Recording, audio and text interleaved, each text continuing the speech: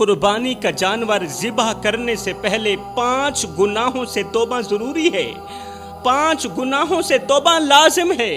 اگر ان 5 گناہوں سے توبہ نہ کی تو یاد رکھنا شاید تمہاری قربانی قبول نہ ہو۔ میرا اللہ فرماتا ہے مجھے تمہارے گوشت کی ضرورت نہیں، اے میرے بندو مجھے تمہارے خون کی حاجت نہیں، ارے مجھے تو وہ دل چاہیے جو صاف ہو، وہ نیت چاہیے جس میں کھوٹ نہ ہو۔ اگر دل گناہوں سے سیاہ ہو تو قربانی کا خون اللہ کے ہاں صرف لال رنگ کا دھبا ہو سکتا ہے، قبولیت کی سند نہیں ہو سکتی۔ قربانی وہی قبول ہوتی ہے جس کے پیچھے توبہ کے آنسو ہوں، ندامت کی آگ ہو اور دل میں اللہ کی رضا کی چنگاری ہو۔ قربانی تو وہی قبول ہو سکتی ہے۔ تم سجدے کرو، قربانی کرو، عبادتوں کے پہاڑ بنا دو، مگر اگر دل میں یہ 5 گناہ بستے ہیں تو اللہ فرماتا ہے لے جا اپنی عبادت، لے جا اپنی نمازیں، لے جا اپنی قربانیاں، مجھے اس ناپاک نیت کی کوئی ضرورت نہیں جس میں کھوٹ ہی کھوٹ ہو۔ میرے رسول کریم صلی اللہ علیہ وآلہ وسلم نے فرمایا قربانی کا خون زمین پر گرنے سے پہلے اللہ کے ہاں قبول ہو جاتا ہے۔ قربانی کا جو خون کا قطرہ ہوتا ہے زمین پر گرنے سے پہلے اللہ کے ہاں قبول ہو جاتا ہے، یہ میرے نبی کا فرمان ہے۔ سوچو جوانو، اگر نیت کھوٹی ہو، دل میں گناہ ہو، دکھاوا ہی دکھاوا ہو، ریاکاری ہو تو تمہارے جانور کا خون بہے گا ضرور، مگر وہ صرف زمین گیلا کرے گا، آسمان نہیں ہلا پائے گا۔ میرا اللہ فرماتا ہے او میرے بندو مجھے نہ گوشت چاہیے نہ خون چاہیے، مجھے تو صرف تمہارا تقویٰ چاہیے، وہ سچائی چاہیے جو دل کے اندر چھپی ہوئی ہوتی ہے۔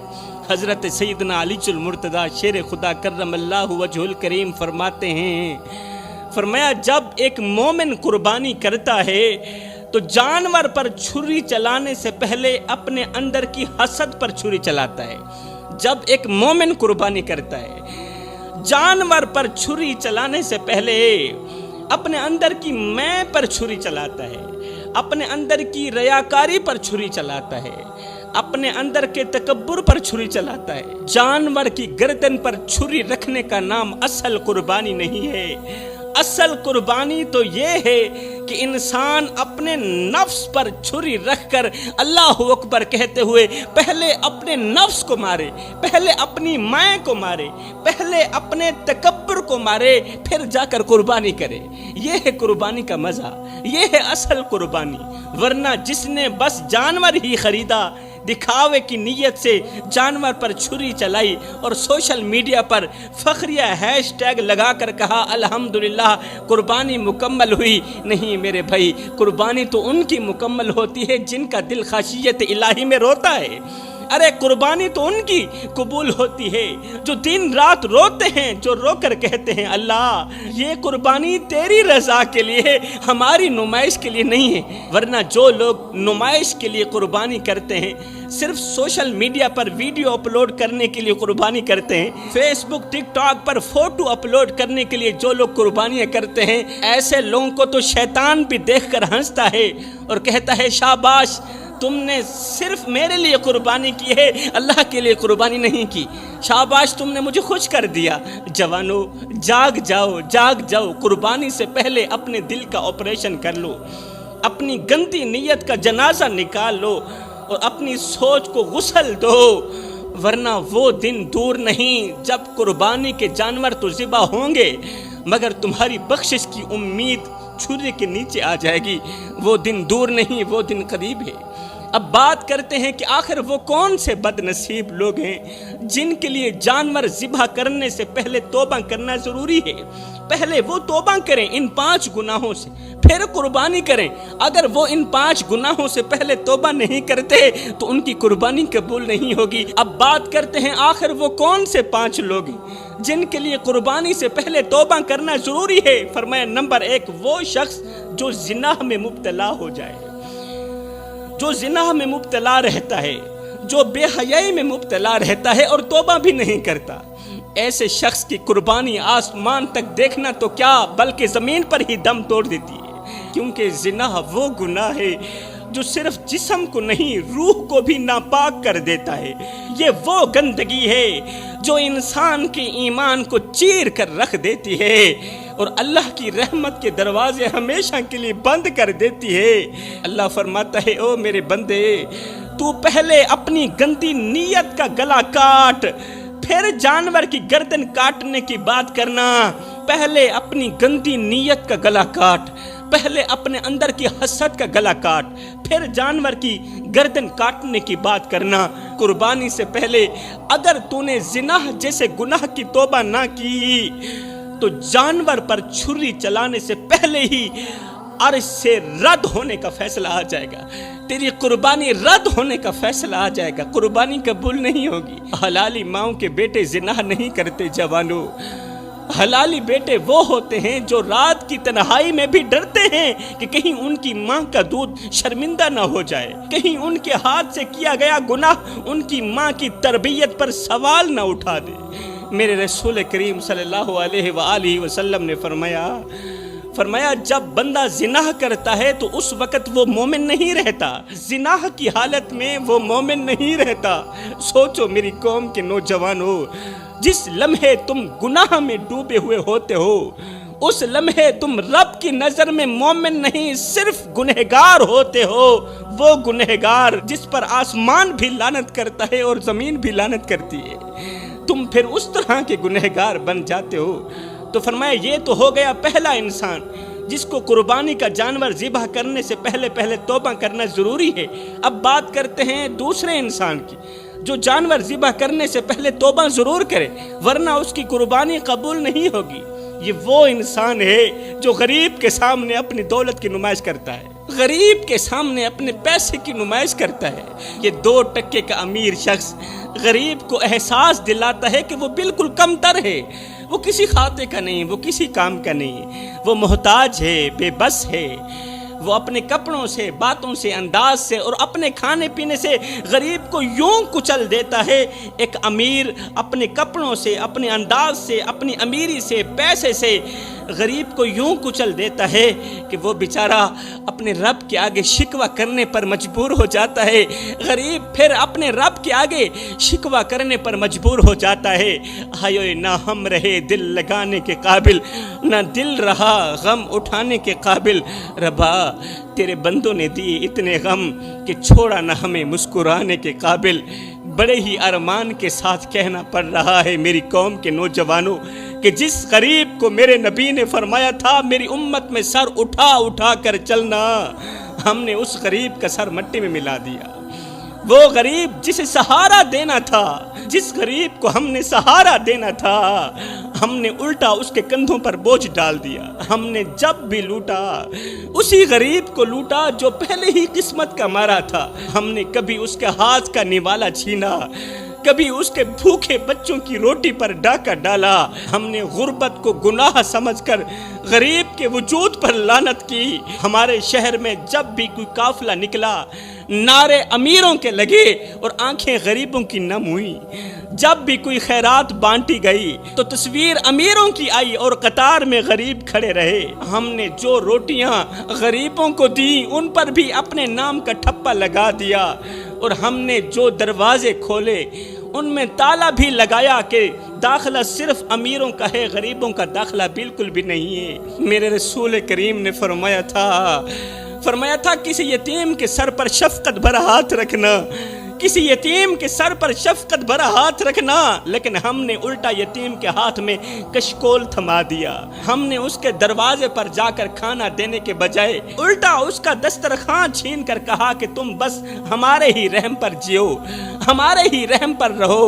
ہم گواہ ہیں اس جرم کے جس کا انصاف صرف عرش والا کرے گا، اور اس دن نہ مال کام آئے گا، نہ شہرت کام آئے گی، نہ عزت کام آئے گی۔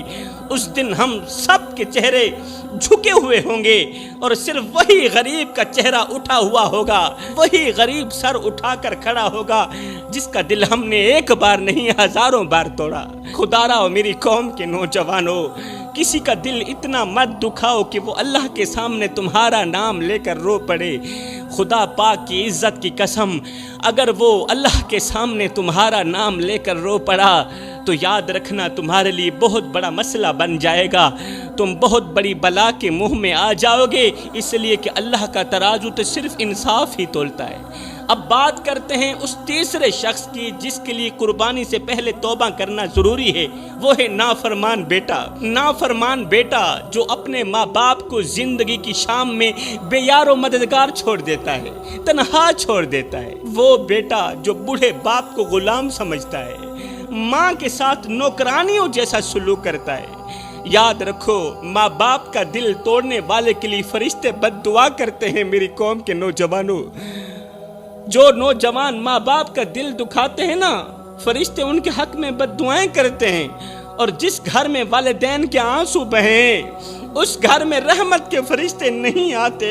وہ بیٹا جو اپنے والدین کی بیماری میں مصروف ہو لیکن دوستوں کی محفل میں ہنستا ہو، وہ بیٹا جو ماں کے ہاتھ کی روٹی سے شرمائے اور ہوٹلوں پر ہزاروں خرچ کرے، میرے رسول کریم نے فرمایا وہ شخص ذلیل و خوار ہو جائے، وہ شخص ذلیل ہو جائے، خوار ہو جائے جس نے اپنے والدین کو بڑھاپے میں پایا پھر ان کی خدمت کر کے جنت حاصل نہ کر سکا۔ جس نے اپنے ماں باپ کو بڑھاپے میں پایا، ان کی خدمت کر کے جنت حاصل نہ کر سکا، وہ شخص ذلیل و خوار ہو جائے۔ سوچو میری قوم کے نوجوانوں، اگر تمہارے والدین تم سے ناراض ہیں تو تمہاری قربانی کی خوشبو عرش تک نہیں پہنچے گی۔ اگر تمہاری بوڑھی ماں تم پر ناراض ہے، اگر بوڑھا باپ ناراض ہے تو قربانی کا جانور ذبح کرنے سے پہلے اپنے ماں باپ کو راضی کر لو۔ کتنے خوش قسمت ہوتے ہیں وہ بیٹے جو اپنے باپ کی آواز کے منتظر رہتے ہیں۔ جب باپ بلاتا ہے تو دوستوں کی محفل چھوڑ کر محبت سے لبیک کہہ کر باپ کے سامنے ادباً احتراماً سر جھکا لیتے ہیں، حاضری دیتے ہیں، اور جب باپ کسی کام کا کہے تو وہ سر جھکا کر کہتے ہیں ابا تیرا بیٹا حاضر ہے، ابا تیرے حکم پر تیرا بیٹا حاضر ہے۔ یہ وہ بیٹے ہوتے ہیں جن کے سروں پر رب کی خاص رحمت ہوتی ہے، کیونکہ وہ جانتے ہیں کہ باپ صرف گھر کا فرد نہیں، وہ سائے جیسا تحفظ بھی ہے، وہ دعاؤں کا درخت بھی ہے، وہ رب کی رضا کا دروازہ بھی ہے۔ جب یہ بیٹے باپ کے ہاتھوں کو چومتے ہیں نا، جب یہ بیٹے اپنے بوڑھے باپ کے کمزور ہاتھوں کو چومتے ہیں نا، تو قسم ہے اللہ پاک کی، جنت کی ہوائیں ان کے چہروں کو چومتی ہیں۔ یہ بوڑھے باپ کے ہاتھ چوم رہے ہوتے ہیں اور جنت کی ہوائیں ان کی پیشانی چوم رہی ہوتی، جنت کی ہوائیں ان کے ہاتھ چوم رہی ہوتی۔ وہ بیٹا بہت ہی بدقسمت ہے جو باپ کے چپ رہنے کو خاموشی سمجھتا ہے۔ حالانکہ جب باپ بولنا چھوڑ دے تو سمجھ لو وہ بد دعاؤں میں بھی تمہارا نام نہیں لیتا، کیونکہ وہ رب سے کہتا ہے، وہ اللہ سے کہتا ہے یا اللہ میرا حساب اب تو ہی کرے گا۔ میرے بیٹے نے تو مجھے بولنے کے قابل ہی نہیں رکھا، میرے بیٹے نے تو مجھے سر اٹھا کر چلنے کے قابل ہی نہیں چھوڑا۔ تو آئے میری قوم کے نوجوانوں، اگر تمہارے باپ کی آنکھیں نم ہیں تو اپنی انا دفن کر دو، دفن کر دو اپنی انا کو، دفن کر دو اپنی ماں کو، اپنی زبان قابو میں رکھو۔ اگر تمہارے باپ کی آنکھیں تمہاری وجہ سے نم ہیں، اپنی زبان پھر قابو میں رکھو، دوڑ کر باپ کے قدموں میں جا بیٹھو، کیونکہ جس دن تم نے باپ کو کھو دیا اس دن تمہاری ہر کامیابی بے نور ہو جائے گی۔ اپنے ماں باپ کے آگے اونچی آواز میں بات مت کیا کرو۔ خدا پاک کی عزت کی قسم، جس دن یہ خاموش ہو گئے نا، اس دن تم ان کی آواز سننے کو ترسو گے۔ اب بات کرتے ہیں اس چوتھے شخص کی جس کے لیے قربانی سے پہلے توبہ لازم ہے، ورنہ اس کی قربانی زمین پر ہی رول جائے گی، اور وہ چوتھا شخص ہے ظالم۔ وہ ظالم جو اپنی طاقت کے نشے میں اندھا ہو چکا ہے، جو کمزوروں کو کچلتا ہے، معصوموں کی چیخوں پر ہنستا ہے، اور جسے یہ گمان ہے کہ اس کا اقتدار، اس کی دولت، اس کا رتبہ اسے بچا لے گا اور ہمیشہ کے لیے رہے گا۔ ایسے شخص کی قربانی اللہ کے ہاں قبول نہیں ہوتی، کیونکہ اللہ فرماتا ہے ظلم کرنے والے کے لیے کوئی مددگار نہیں ہوگا، ظلم کرنے والے پر رحم نہیں کیا جائے گا۔ وہ شخص اگر 1000 جانور بھی ذبح کر لے لیکن کسی کی فریاد کسی کی بد دعا اور کسی مظلوم کا آنسو اس کے خلاف گواہی دے رہا ہو تو یاد رکھو اس کی قربانی صرف گوشت کا ایک ٹکڑا ہے، وہ عبادت نہیں ہے۔ ایسے شخص کی قربانی قبول نہیں ہوگی۔ ظالم کی قربانی کو وہی جانور دیکھ کر کانپ جاتا ہے جسے ذبح کیا جانا ہے، کیونکہ جانور جانتا ہے نا کہ جس ہاتھ سے ظلم ہوا ہے اس ہاتھ سے بہایا گیا خون اللہ کے دربار میں بیکار چلا جاتا ہے۔ جوانوں، اگر تمہارے ہاتھوں کسی کا دل ٹوٹا ہے، کسی کی عزت روندی گئی ہے، کسی کی زمین چھینی گئی ہے، تو پھر جانور کی گردن پر چھری پھیرنے سے پہلے اپنی گردن کو جھکا لو، اللہ کے سامنے گڑ گڑا کر توبہ کر لو، ورنہ تمہاری قربانی کا جانور بھی روز قیامت تمہارے خلاف گواہی دے گا۔ اب بات کرتے ہیں پانچویں شخص کی، اور وہ ہے شرک کرنے والا، وہ شخص جو اللہ کو چھوڑ کر غیر اللہ سے امیدیں باندھتا ہے۔ ایسے شخص کی قربانی اس جانور کی چیخ میں بدل جاتی ہے جو کہتا ہے جس کا دل کسی اور کے لیے جھکتا ہے اس کا ہاتھ مجھ پر کیوں اٹھ رہا ہے؟ ارے دل تو کسی اور کے لیے جھکتا ہے، اللہ کے لیے تو نہیں جھکتا نا، پھر اس کا ہاتھ مجھ پر کیوں اٹھ رہا ہے؟ قربانی اللہ کے لیے ہوتی ہے، اور جو اللہ کو چھوڑ کر کسی اور کے سامنے سجدہ کرے وہ جان لے کہ اس کی عبادت قبول نہیں ہوتی، نہ تو اس کی نماز قبول ہوتی ہے نہ تو اس کی قربانی قبول ہوتی ہے۔ تو فرمایا یہ 5 لوگ ہیں جن کے لیے لازم ہے کہ وہ قربانی کا جانور ذبح کرنے سے پہلے ضرور توبہ کر لے، اور صرف زبانی توبہ نہیں بلکہ دل سے، روح سے، آنکھوں کے آنسوؤں سے پختہ توبہ کر لے، کیونکہ اگر توبہ نہ کی گئی تو ان کے ہاتھوں سے بہنے والا خون عبادت نہیں بلکہ صرف ایک رسم بن کر ضائع ہو جائے گا۔ میں دعا کرتا ہوں اللہ ہمیں ان 5 گناہوں سے جلد از جلد توبہ کرنے کی توفیق عطا